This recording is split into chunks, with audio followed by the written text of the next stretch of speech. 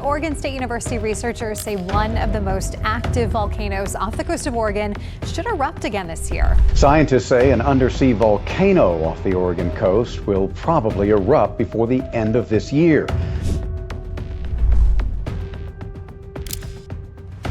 This sure is getting a lot of attention here and across the country. We've learned that scientists think a volcano is erupting off the coast of Oregon and Washington. In this video, we reveal the stunning new discoveries made beneath Oregon's volcanic landscapes in 2025. From unexpected magma movements to ancient lava tunnels and mysterious gas emissions, these findings are rewriting our understanding of the Cascade volcanic arc. Could Oregon be hiding the next major eruption site? Stay tuned, because what scientists just uncovered could change everything we thought we knew about America's Pacific Northwest. A hidden magma chamber beneath Three Sisters.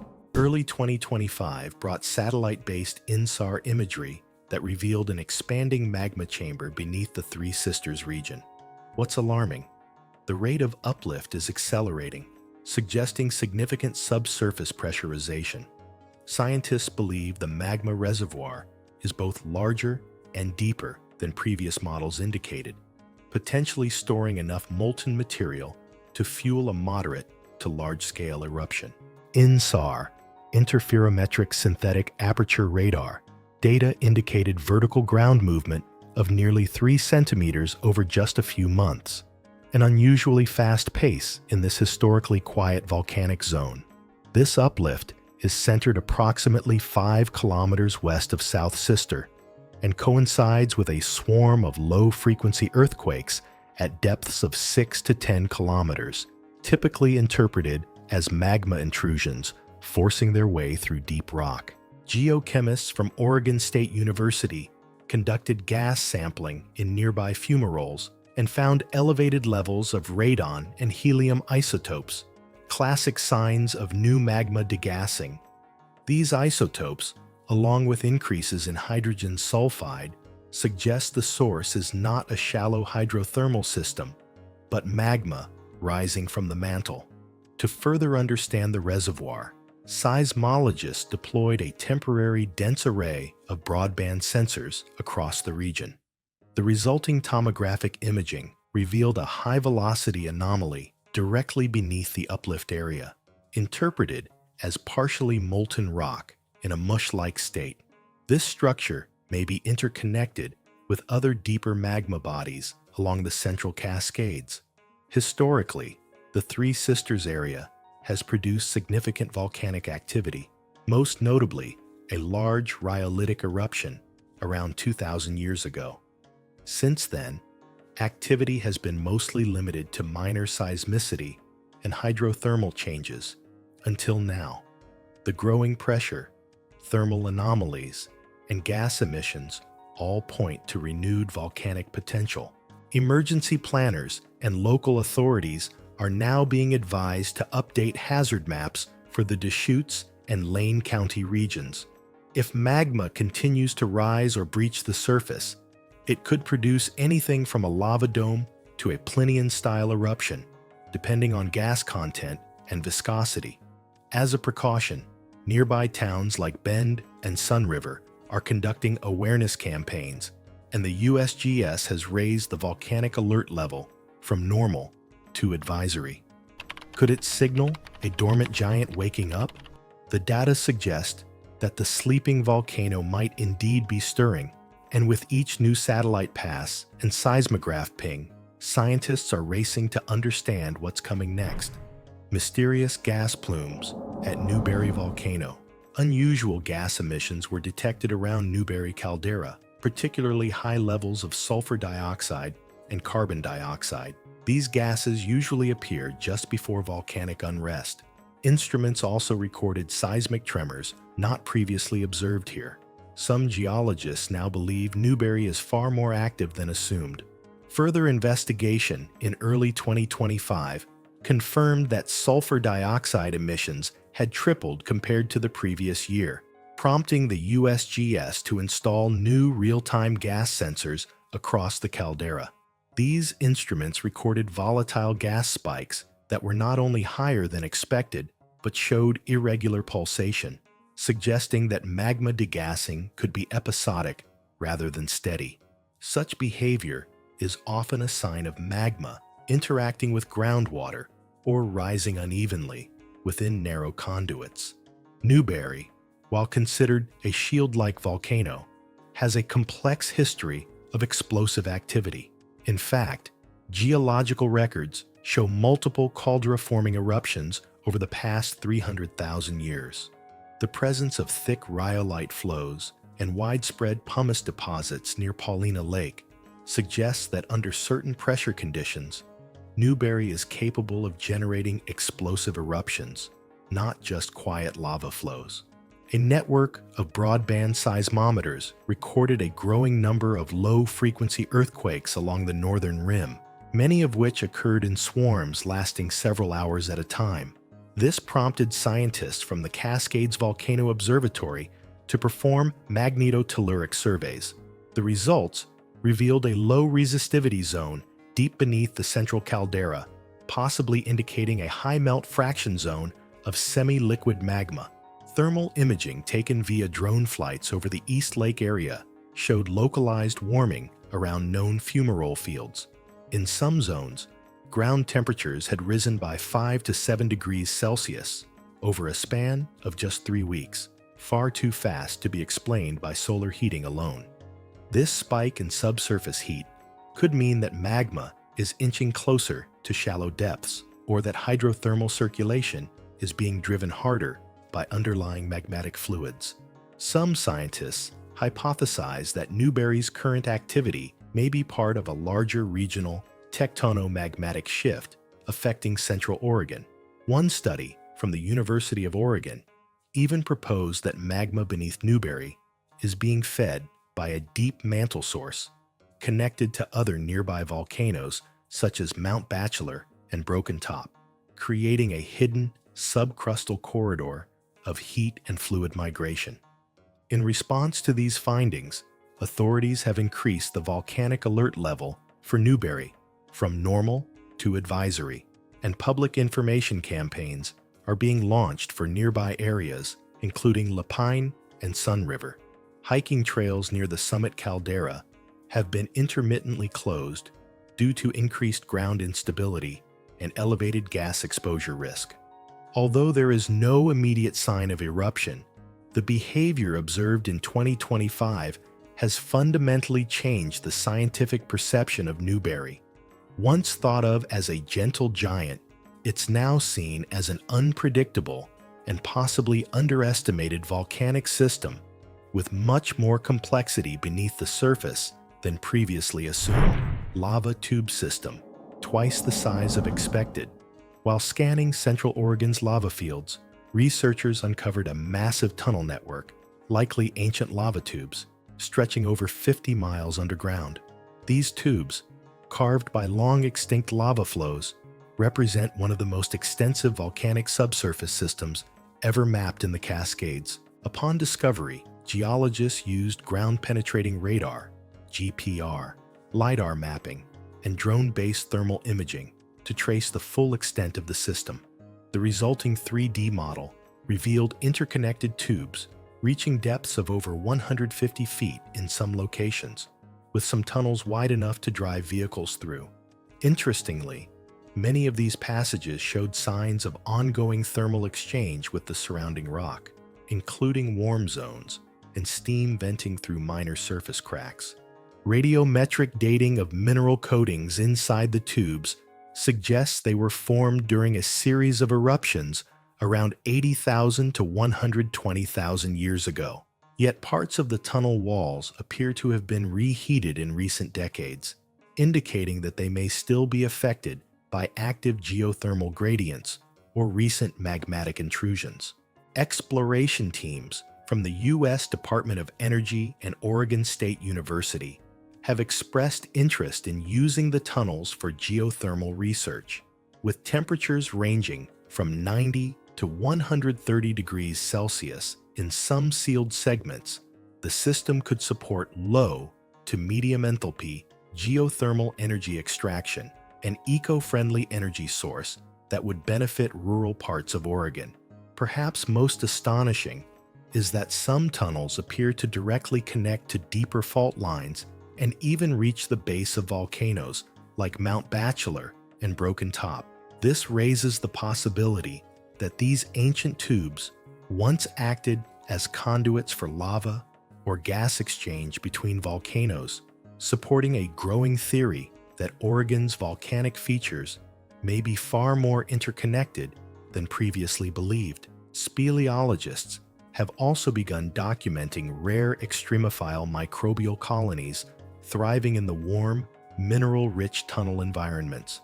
These microbes may have adapted to isolated volcanic environments over tens of thousands of years and could hold biomedical or biotechnological promise. In light of the discoveries, the Oregon Geological Survey has proposed protecting large portions of the tunnel system under a new geoconservation initiative.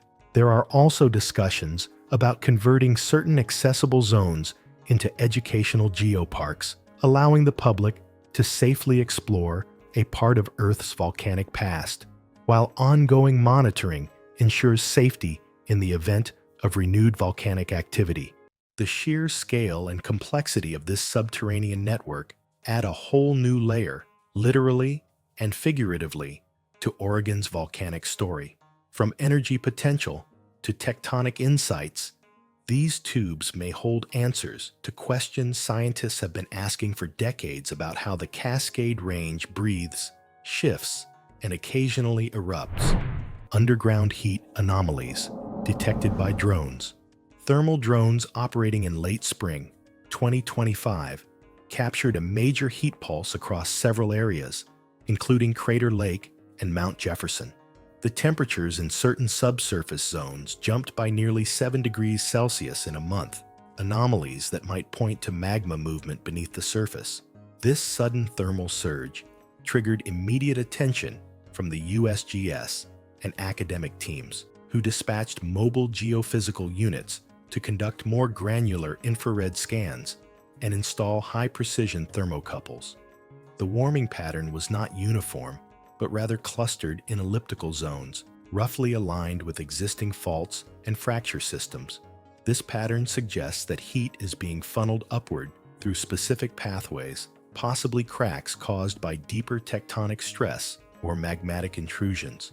Crater Lake, formed from the collapse of Mount Mazama, has long been considered a dormant caldera, but recent thermal readings show reactivation beneath its western floor.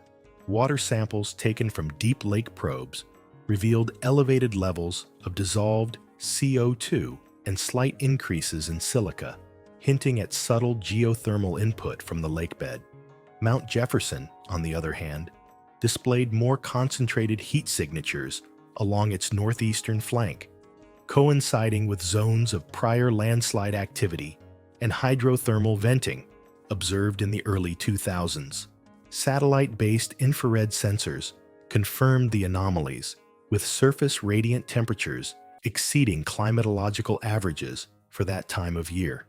These results were corroborated by spectroscopic analysis of airborne gas samples, which showed low but rising levels of hydrogen sulfide, often an early sign of magma heating groundwater or oxidizing subsurface rock. Experts from the Pacific Northwest Seismic Network, PNSN, believe the thermal pulse could be the result of magma repositioning deeper within the crust. This interpretation is supported by concurrent low-magnitude tremors recorded at depths of 10 to 15 kilometers. While no surface deformation was immediately visible, INSAR follow-up is underway to detect possible swelling of overlying rock layers. The implications of these findings are twofold. Not only do they reveal possible changes in subsurface magma behavior, but they also highlight the need for continuous thermal monitoring of cascade volcanoes. The use of drones in this scenario proved critical, enabling rapid, high-resolution surveys of otherwise inaccessible terrain. Geologists caution that such heat spikes don't necessarily predict imminent eruption, but in the context of other signs such as gas emissions, seismic swarms, and fault activity. They add yet another layer to Oregon's increasingly complex volcanic landscape. Future research aims to link these heat anomalies to deeper geological processes, including crustal thinning or underplating, which could provide further insight into long-term magma migration patterns throughout the Cascade Range. Fault line activity near Mount Hood. New microquake patterns have emerged near Mount Hood, forming a curious east-west swath that hints at an underlying fault previously unrecognized. These microquakes, many of them under magnitude 2.0, began occurring in early March 2025 and have since continued intermittently, clustered primarily around the mountain's eastern base. Seismologists using temporary seismic arrays detected that the tremors were originating at depths between 8 and 14 kilometers, much deeper than typical surface fault activity in the region. What makes this even more intriguing is that these tremors are accompanied by subtle but persistent gas emissions near known fumaroles on the south and northeast flanks of Mount Hood. Elevated levels of carbon dioxide and radon have been detected, both of which often precede deeper magmatic activity. Furthermore, cracks in the surrounding bedrock, mapped via ground-penetrating radar, appear to be aligned with the same east-west trend of the quakes, strengthening the theory that a previously unmapped strike slip or oblique slip fault may be channeling stress and possibly heat or fluids upward. Geophysicists have suggested that this fault could be acting as a new conduit for magma or hydrothermal fluid movement. When analyzed in the broader context of Cascade Range dynamics, Mount Hood's unusual seismic and geochemical signals may indicate interaction with a much deeper magmatic system than previously documented. It may even be linked with deeper mantle upwellings that span across Oregon's volcanic corridor. To further evaluate this, scientists have begun magnetotelluric and gravity surveys in the region. Preliminary data shows a low-density zone beneath the eastern base of the volcano, consistent with molten rock or superheated hydrothermal fluids. The USGS has elevated its monitoring intensity at Mount Hood, deploying continuous GPS stations and launching public outreach for surrounding communities such as Government Camp and Parkdale. The timing of these quakes, paired with increased gas seepage, suggests Mount Hood may be interacting with deeper tectonic processes than we realized. As one researcher put it, Mount Hood may be less of a standalone peak and more of a pressure valve for forces we're just beginning to understand. Oregon's volcanic network might be linked underground. One of the biggest surprises of 2025 was the discovery of a continuous crustal weakness zone connecting several volcanoes across Oregon. This zone, identified through a combination of magnetotelluric surveys, seismic tomography, and gravity mapping, stretches laterally for over 200 kilometers and includes areas beneath the Three Sisters, Mount Jefferson, Newberry Volcano, and Mount Hood. The data suggests that this crustal zone acts as a low-resistance corridor for the movement of magmatic fluids and gases. Seismologists noted that minor seismic swarms occurring at seemingly isolated locations actually followed a predictable pattern along this corridor. Researchers now believe that magma migrating along this weakness zone can create pressure pulses, disrupting crustal stability in distant regions. This raises a compelling hypothesis that an eruption at one volcano could mechanically or chemically influence others, essentially triggering a domino effect of volcanic activity. Geodynamic models run in April 2025 by the University of Oregon simulated how stress fields propagate along this zone. Results showed that pressure changes from a magmatic surge near South Sister could measurably increase stress near Mount Hood and Newberry within days. While this doesn't guarantee a chain reaction eruption, it does suggest that the Cascade volcanoes might not be as geologically isolated as once thought. In response, the USGS and state officials are reassessing regional volcanic risk assessments. Instead of treating each volcano as a siloed threat, emergency planners are being encouraged to model multi-volcano scenarios in their preparedness strategies. This interconnectedness also means that real-time monitoring of one volcano may provide early warning data for others. If pressure builds in one area, it could influence others, increasing the chance of a chain reaction along the Cascade Range. In the words of one volcanologist, we're no longer just watching volcanoes. We're watching the spaces between them. AI forecasting models raise red flags. Using AI-trained systems to monitor Oregon's volcanoes, researchers noticed the models giving early warnings for unrest in multiple areas simultaneously.